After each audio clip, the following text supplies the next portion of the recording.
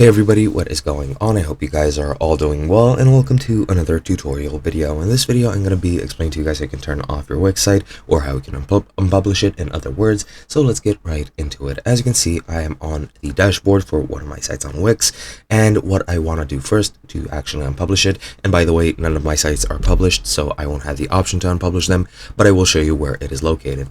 Now, what you want to do is go ahead into your site designer or your site editor by clicking design site in the bottom left, and you'll be taken to your editor page right here.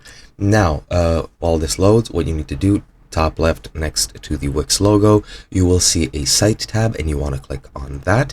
And after you click on that, you will get a pop-down menu, which you can then browse, and you will find the unpublish button. This is the same menu where you find the publish button as well, but let me just show you what that looks like. As you can see, that's my editor, and once you click on site, just ignore the AI prompt. It's driving me crazy, to be honest. As you can see, you have the publish button over here, but right here at the third section from the top, you will see these buttons, and you will see more of them if you have a published site.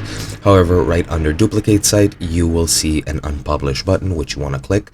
Then it'll open up a dashboard window where you will need to click unpublish again, and it'll give you another pop-up where it'll ask you to confirm to unpublish yet again. And once you do that, your site will be unpublished, and that is pretty much all there is to do. Hope you guys enjoyed, and I'll be seeing you guys in another video.